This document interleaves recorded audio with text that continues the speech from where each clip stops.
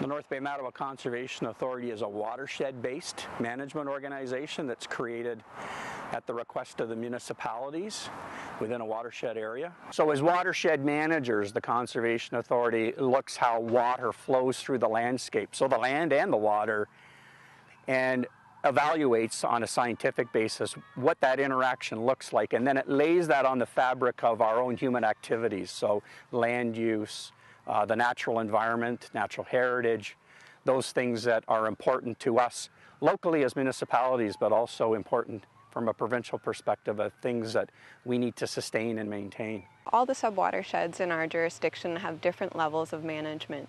In some cases, we do have a comprehensive subwatershed plan where we know the floodplain hazard and we know the erosion hazard, and we can direct development in a way that will respect the environmental needs as well as the social needs.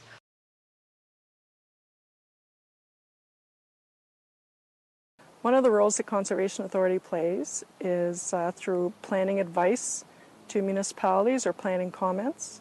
It starts from the large-scale official plan policies for municipalities down to zoning bylaw, comprehensive zoning bylaws. We provide recommendations based on our floodplain mapping and hazard land identification so that these areas are identified early on in the process for people when they're developing properties. Through our plan review comments, we also comment on site-specific applications, and this would include consents, minor variances, plans of subdivision, and what we do is we provide comments related to our regulation 17706, which is development interference with wetlands and alterations to shorelines and watercourses. And we also provide comments related to septic system capability, whether a lot can sustain a septic system. We provide advice to municipalities based on some of our comprehensive watershed studies we have related to Section 2 of the Provincial Policy Statement, which is wise use and management of resources, and Section 3, which is protecting public health and safety. Section 3 is really related to our regulation 17706, and through that we offer planning comments through a memorandum of understanding with M&R. Oftentimes we get inquiries from realtors or people wanting to buy property to determine whether there are any concerns related to our regulations or septic systems. We will provide that service by doing a site inspection, and we'll determine if there are any hazards and whether those hazards affect the ability of the lot to sustain development and whether you can fit a septic system on the property. And lots of times we find that this can be a challenge, and we try to link it in also with our the municipal zoning and special setbacks they may have in their zoning bylaws. Well, we have two ways that people can inquire about properties. It's mainly for people that are looking to purchase properties and they're interested to see what they can do. So we do offer a service where we will go out and do a site inspection with the owner and talk to them about it and look to see what they're looking to do on the property, and then provide advice in terms of our regulation and what the hazards that we see on the property are. And we let them know what kind of restrictions they have on that property based on what they've told us that they would like to do. We will go out before the proponent purchases the property. We have to have permission from the current landowner to go onto the property with the potential buyer. But yes, we will go onto the property beforehand.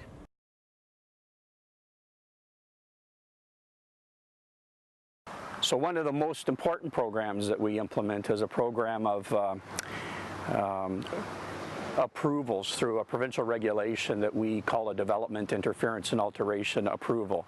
And we do that program because we're trying to help people that are doing development and undertaking activities on the landscape and around water make sure that the things that they're doing are not going to put them and their properties in a hazardous condition. The definition of a watercourse under the Conservation Authorities Act is general, but it takes into account not watercourses that are only flowing all year, but we also take into account intermittent water courses that only flow in the springtime or when it rains heavily, because those water courses need to be protected as well. So we manage the hazards from erosion, flooding, and dynamic beaches.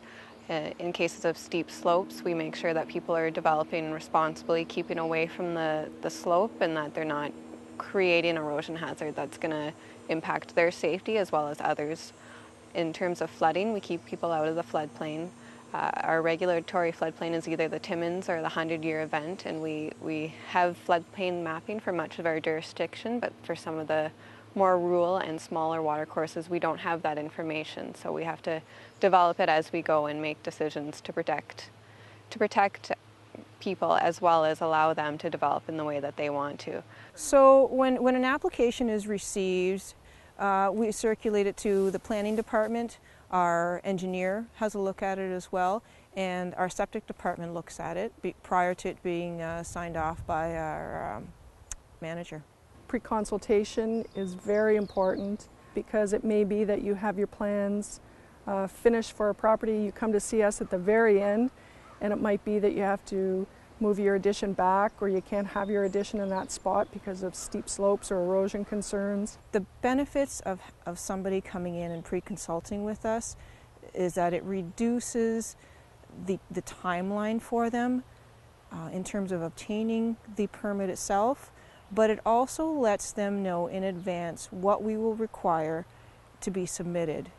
If we receive an application and we deem it to be complete, we issue a permit within 10 days. So I knew when I bought the property that it was a slope, and I knew that the slope was right down to Trout Lake, and I wanted to do the right thing and not have any problems with erosion, and the Conservation Authority helped me do that. And yes, there are rules, but the rules are there for a reason, to prevent sediment flowing into the city's drinking supply. And if you follow the rules, they're not hard to follow, and you'll wind up with a satisfactory result.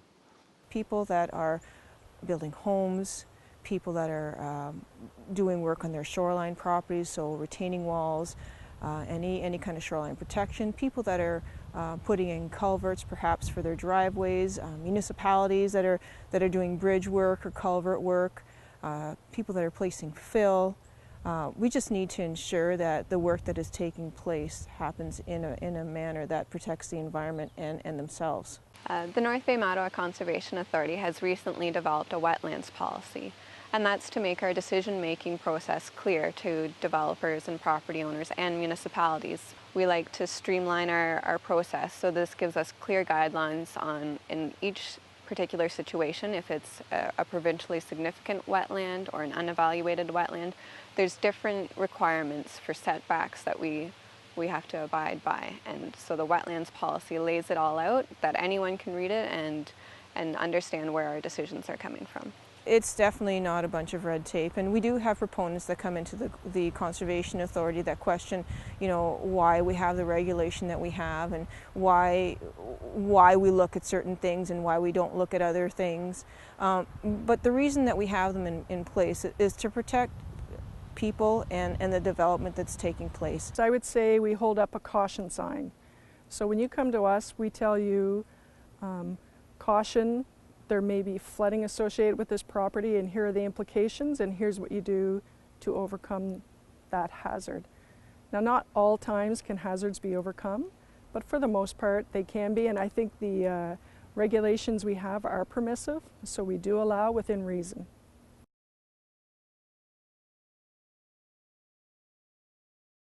We deal with all aspects of sewage systems, so new sewage systems for new construction. We do replacement septic systems for houses where the septic system has failed and the customer needs to change their septic system, put in a new one.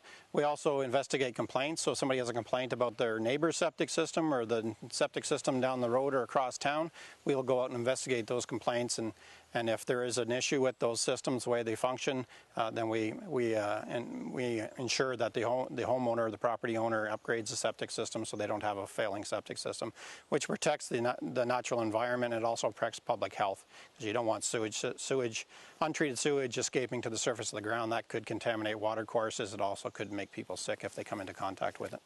So we look after all septic permits and all septic issues within Nipissing District and Parry Sound District. We look after a number of municipalities from Seguin Township, which goes down towards Mactier, over towards Manette. We go over to Sprucedale towards Highway 11. And our inspection area covers up to Papineau-Cameron and over to the Carling District. We do all of West Parry Sound area, excluding Township of the Archipelago. Prior to getting a building permit from the municipality in our area, whether it's to build a new home, whether it's to do an addition, whether it's to build a deck or a shed, the municipalities around here require that each person have approval from our office prior. The customer then can have their house built or build their house, put in the septic system. Prior to backfilling that septic system, it has to be inspected. We call it the second inspection or the construction inspection. Once that inspection is called for, we come out and take a look at the system after it's installed but before it's backfilled to ensure that the length of pipes are appropriate, the height of the bed is appropriate, the material that was brought in is appropriate, also the septic tank sizing to make sure it is the right size, it has an effluent filter and there's risers on it to grade. That's the second inspection. Once we do that second inspection, if the system is deemed to comply with the permit that was issued for that, then we give them the okay, saying that they've passed the inspection, and give them approval to backfill the system. The step after that is, once the system is backfilled, they put topsoil on, they put seed or sod, get grass growing on it, because our third inspection and final inspection is once there's grass growing on the system, there has to be 60% coverage of vegetative coverage of grass on the bed in order for us to pass the final inspection. So if the homeowner has grass growing on the system, they call us and say, come and do the final inspection. We do that inspection.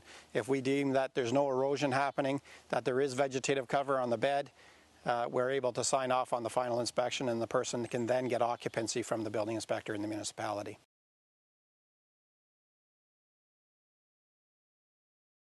I think when people are purchasing properties, it's a really good idea to do a legal inquiry to our office. We do that service, and we'll tell you if a property is regulated and what exactly that means. So that's important for purchasers to know before they get into it. And that's a similar process with the septic system approvals and whether there's occurrences on the property. We're here to help, and it's comforting for the property owner to know that where the septic system is and where it's located. We have 42,000 records, and they go back as far as 1972, and we have acquired the health unit records also, and we have about 29,000 records for them, and they go as far as 1968.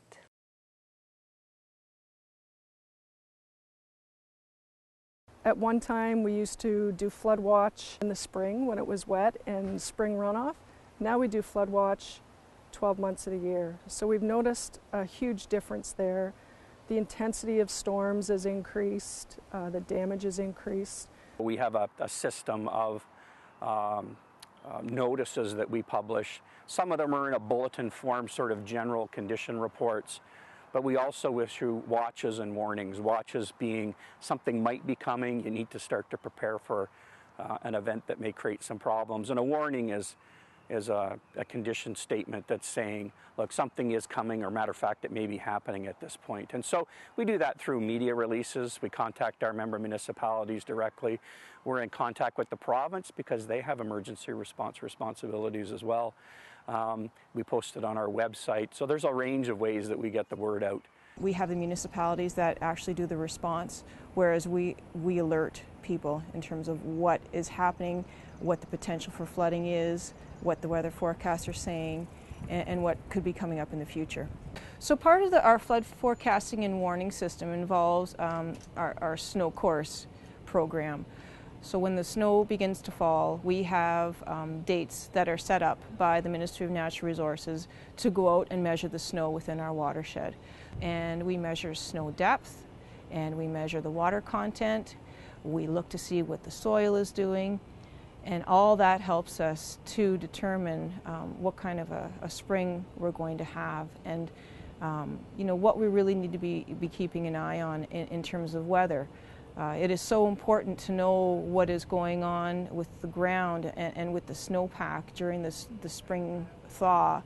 The Lake Nipissing watershed is quite a large watershed, and in terms of managing it for flood forecasting and warning, we have a group of individuals within the Lake Nipissing, Sturgeon River and French River watershed that help to manage the system.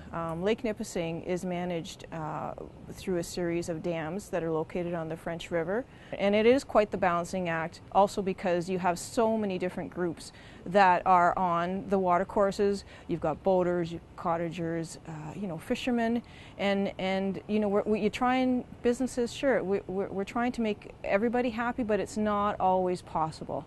This is the North Bay-Mattawa Conservation Authority backflood control structure located on Parks Creek. This backflood control structure manages the water in the Parks Creek watershed. So what happens is when Lake Nipissing gets high, it will back up into Parks Creek and water will go into basements through the storm sewers. So located behind me on the structure, you'll see 3 bays.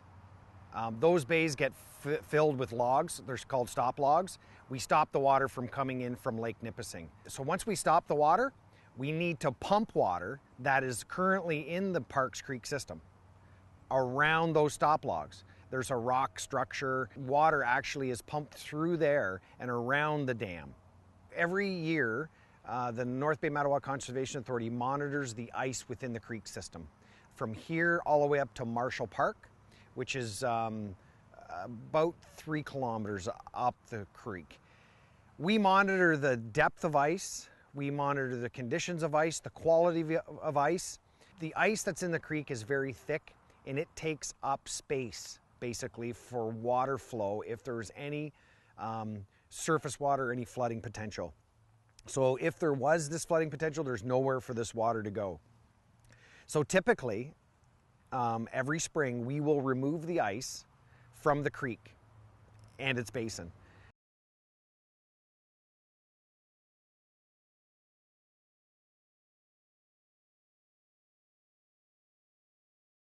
The Drinking Water Source Protection Program takes a look at municipal water supplies, and it does a scientifically based analysis of how water is moving and what contaminants are getting in water that potentially could feed to a municipal drinking water supply. The intention of the program is to develop plans to protect sources of drinking water from contamination or overuse. The surface water based systems included North Bay, Callander, and South River. They have a set of vulnerabilities or potential vulnerabilities or threats that are a little bit different from the communities that have well-based water supplies. They would be Powassan and Mattawa. So really what we tried to do here is tailor the very specific needs of those communal water supplies in those communities.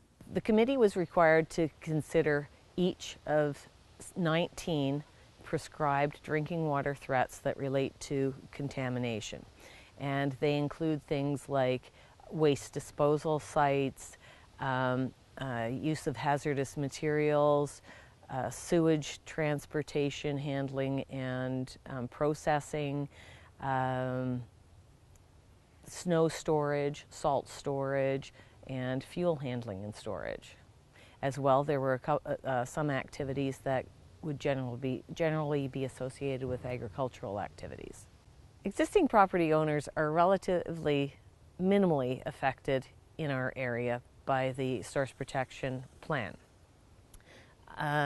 Because there are few activities being conducted that are on the prescribed list that could pose threats to drinking water. The municipalities will be passing zoning changes to ensure that new activities that could pose threats to drinking water do not get established in vulnerable areas.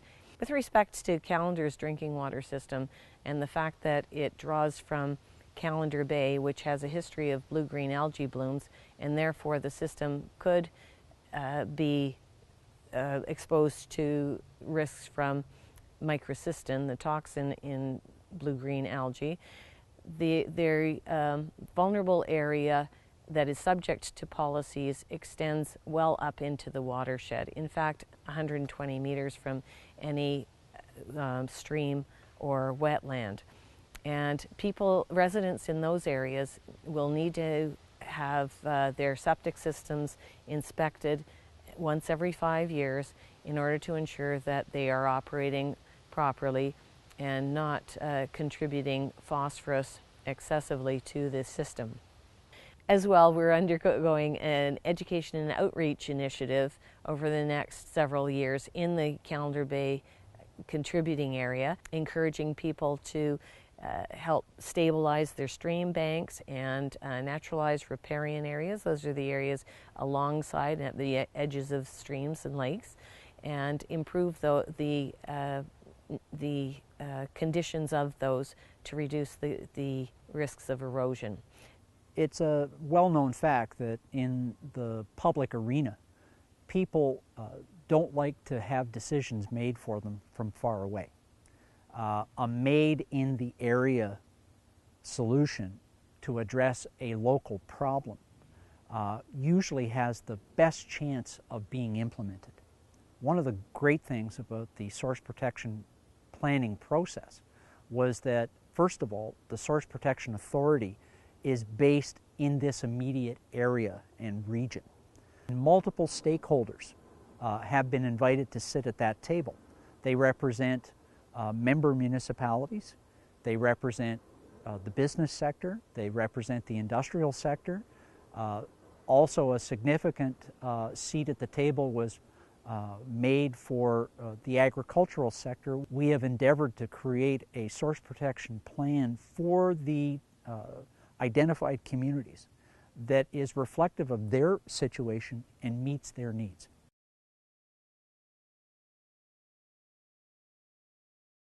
So conservation areas and trails are owned by the Conservation Authority for several fairly fundamental purposes. And in order of priority why we own them, they are protection. So we could be protecting the natural environment, but we could be owning land to protect people from hazards. But protection is number one.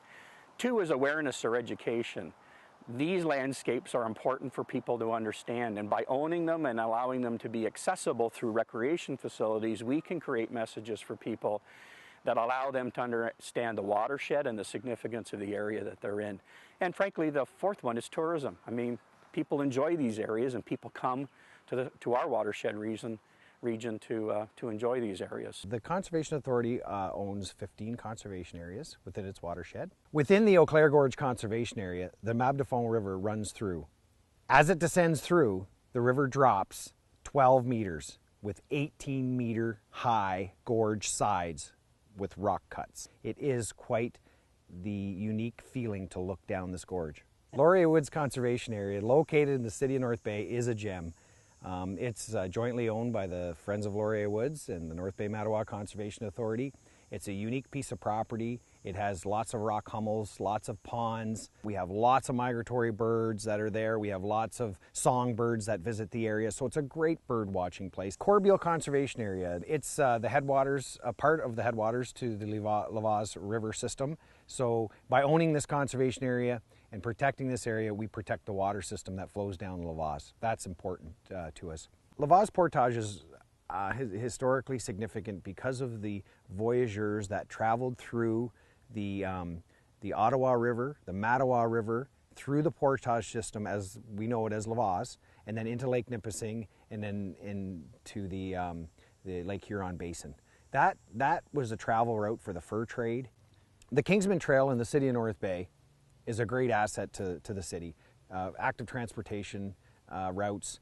People can walk, hike, enjoy the path along the creek.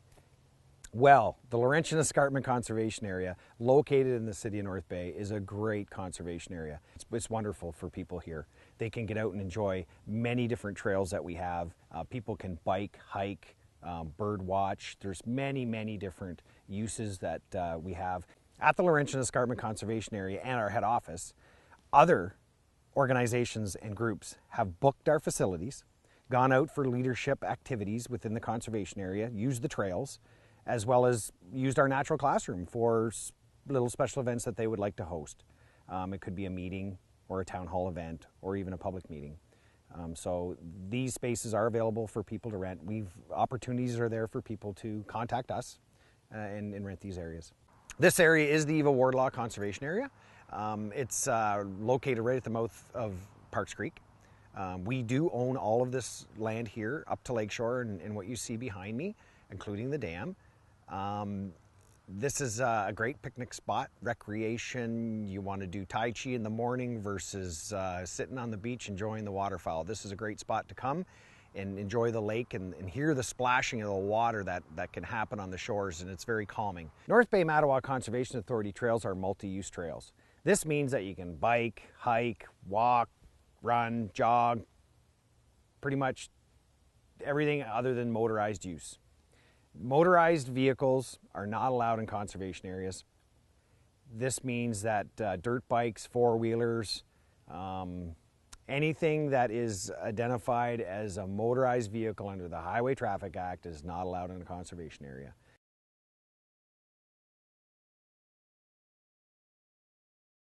The first step in being a good steward is being informed and being aware. The interactions between our activity in its simplest form to the more complex things that human beings do are linked to the ecology of a watershed. And so being informed is really important, but most importantly, taking that information and becoming stewards, taking action and modifying your activities so that you can provide benefit to the natural environment and the watershed. And frankly, if you want to become an advocate, get informed and join a group and become involved and try to make a difference. Well, the Chippewa Creek EcoPath is a community initiative. It's in place to restore and enhance the natural and heritage values of Chippewa Creek through education and stewardship. Part of the education component is a series of kiosk or information signs along the trail. So on 8 different spots, people can walk the trail and they can stop and they can learn about something particular about Chippewa Creek. Part of the program was the Adopt a Creek program, and the idea was to encourage local businesses, members of the public, family members to adopt a section of the creek and kind of become stewards of the creek. So the health of Chippewa Creek, its importance to our city, both economically, environmentally, socially, has a future.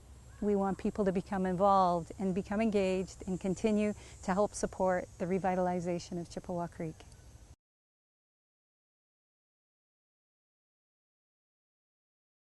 Our water quality monitoring program is based around a need to understand over time how surface water, primarily surface water, is changing.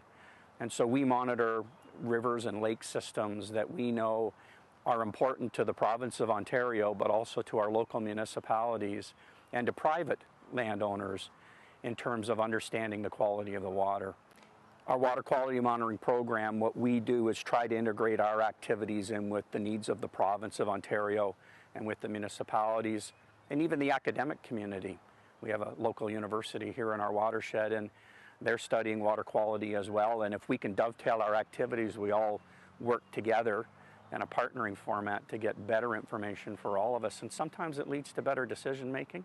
With respect to climate change, I mean, it was a big component of the integrated watershed management strategy, starting and continuing to understand what the implications are for our sub-watersheds and our larger watersheds in terms of the change that we're experiencing.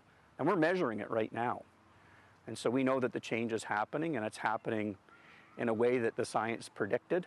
And so when we look ahead and we see what the science is saying the future will be, we're seeing change. And it is integrated in what we're doing now, and we need to learn more about that change so we can integrate it into the activities that we do in the future. And when I say we, I don't mean just the Conservation Authority.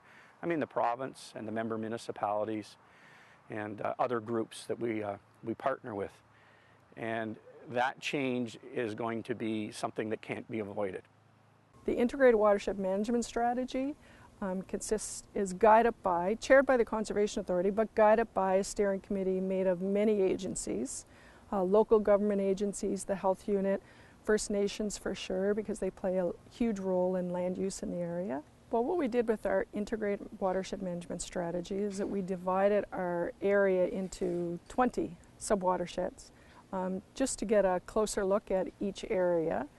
And we compiled all the information or studies that we had in each area, and then we also looked at the effects of climate change, the effects of land use, stresses that we thought might be put on in the future or in the past on the watershed. So that's where municipalities had a really important role in providing that information.